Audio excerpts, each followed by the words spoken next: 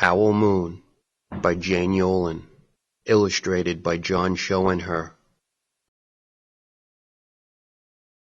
It was late one night, long past my bedtime, when Pa and I went owling.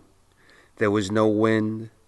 The trees stood still as giant statues, and the moon was so bright the sky seemed to shine. Somewhere behind us a train whistle blew, long and low, like a sad, sad song. I can hear it through the woolen cap Pa had pulled down over my ears. A farm dog answered the train, and then a second dog joined in. They sang out, trains and dogs, for a real long time, and when their voices faded away, it was as quiet as a dream. We walked on towards the woods, Pa and I. Our feet crunched over the crisp snow, and little gray footprints followed us. Pa made a long shadow, but mine was short and round. I had to run after him every now and then to keep up, and my short, round shadow bumped after me. If you go owling, you have to be quiet. That's what Pa always says. I had been waiting to go owling with Pa for a long, long time. We reached the line of pine trees, black and pointy against the sky, and Pa held up his hand. I stopped right where I was and waited. I looked up, as if searching the stars, as if reading a map up there. The moon made his face into a silver mask. Then he called, "Hoo! Hoo! Hoo! Hoo! Hoo!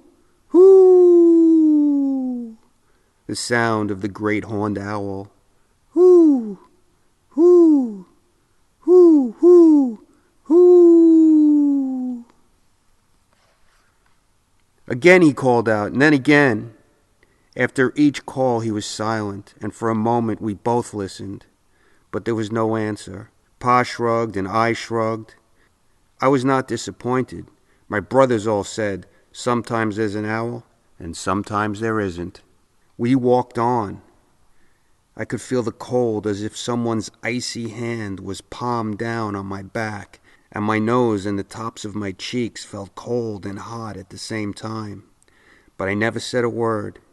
If you go owling, you have to be quiet and make your own heat. We went into the woods. The shadows were the blackest things I had ever seen. They stained the white snow. My mouth felt fury, for the scarf over it was wet and warm. I didn't ask what kind of things hid behind black trees in the middle of the night. When you go owling, you have to be brave. Then we came to a clearing in the dark woods. The moon was high above us. It seemed to fit exactly over the center of the clearing, and the snow below it was whiter than the milk in a cereal bowl.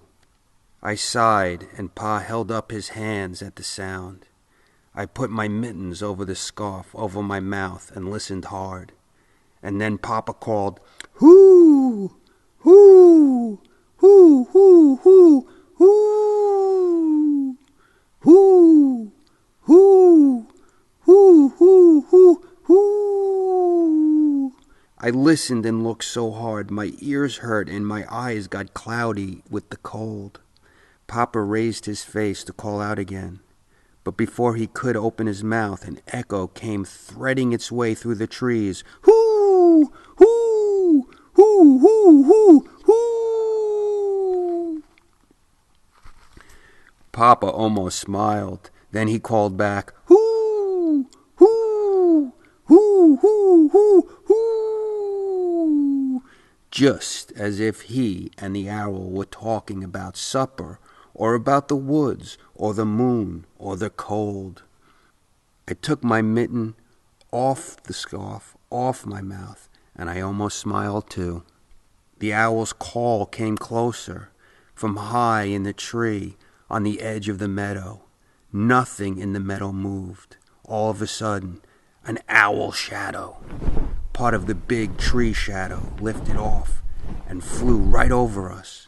We watched silently with the heat in our mouths, the heat of all those words we had not spoken, the shadow hooted again.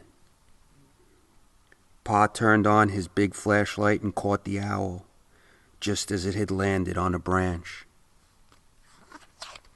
For 1 minute, 3 minutes, maybe even 100 minutes, we stared at one another. Then the owl pumped its great wings and lifted off the branch like a shadow without sound. It flew back into the forest. "Time to go," Papa said to me. I knew then I could talk. I could even laugh out loud. But I was a shadow as we walked home. When you go owling, you don't need words, or warm, or anything but hope. That's what Pa says. The kind of hope that flies on silent wings under the shining owl moon.